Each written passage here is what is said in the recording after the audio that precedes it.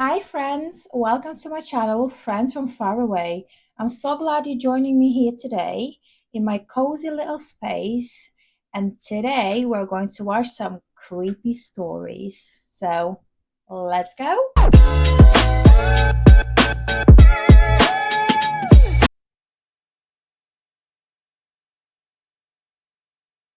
When you go home at night, don't turn your lights on immediately after you get in your apartment, especially if people can see the windows of your apartment from the street. Because if someone's following you home, they're gonna know what apartment you live in. When I got home tonight, I got out of my car and there was a man getting shit out of his car. I had never seen him before this morning when he was in my apartment complex area. And he just gave me bad vibes, but whatever. I got out of my car at night and he tries to make conversation with me about my headlight because it's out right now. I'm like, oh yeah, I know, I just have to get around to it, whatever.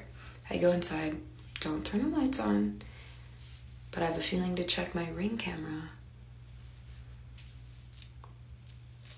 He's standing in the street, which is very close to my apartment building, staring at my building, and he did not leave for like 5 minutes. Oh my God. I mean, like halfway through, he left the empty parking spot and hid behind a car, but he waited to Which see. apartment she's in? So now he knows what car I drive and where I live, just not my apartment. So, don't turn your lights on.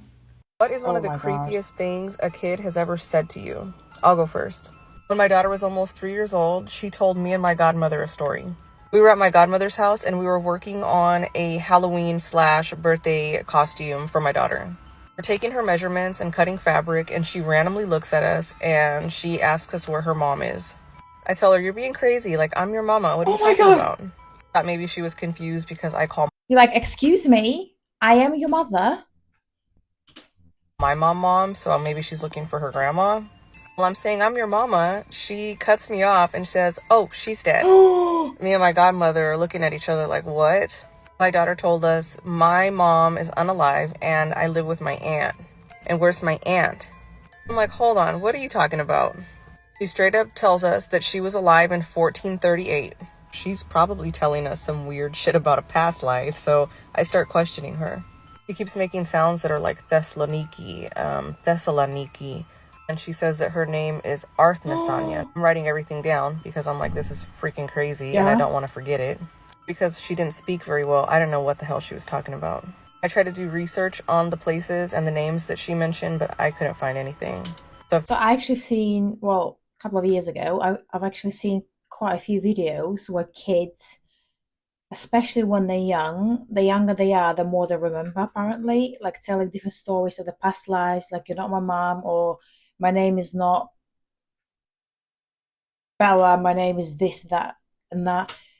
And they can actually remember and tell specific places. So it's like a phenomenon, but it's quite popular actually.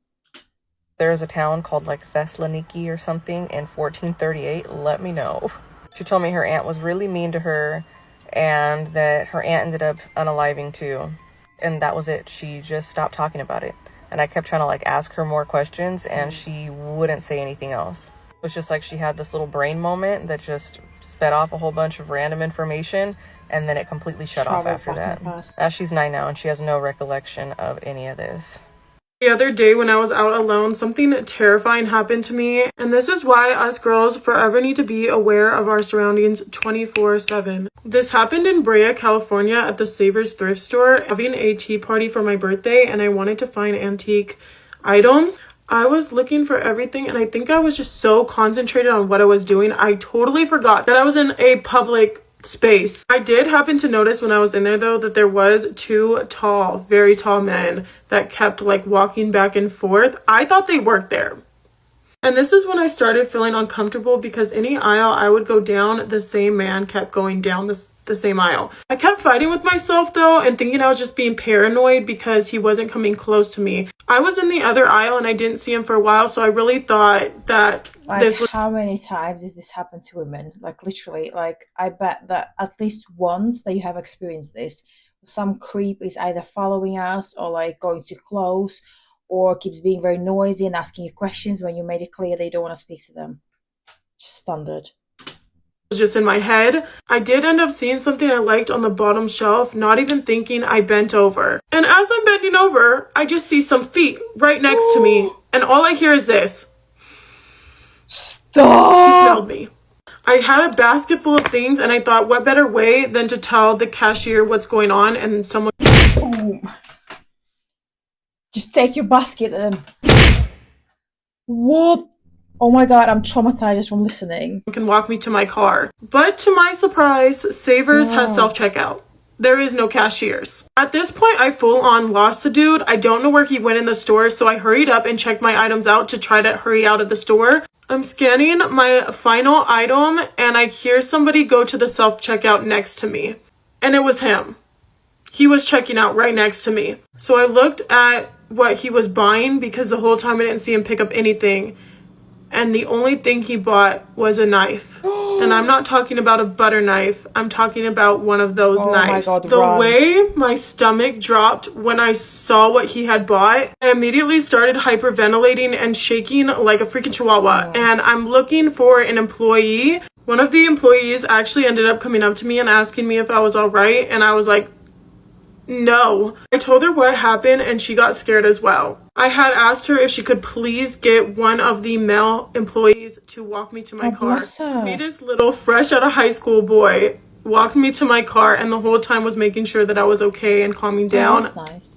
Bless his heart. But ladies, had I not been so observant, I could have really put myself in such a dangerous spot. So please, please, please always watch your surroundings, share your location, tell people where you're going. I'm just so thankful that I was able to spot it fast enough and able to get help. Be safe.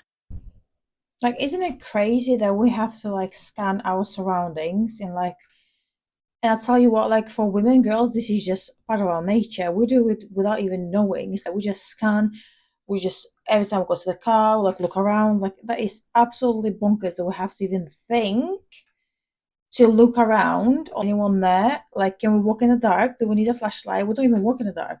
Like absolutely crazy. Don't turn your lights on. No, I'm joking.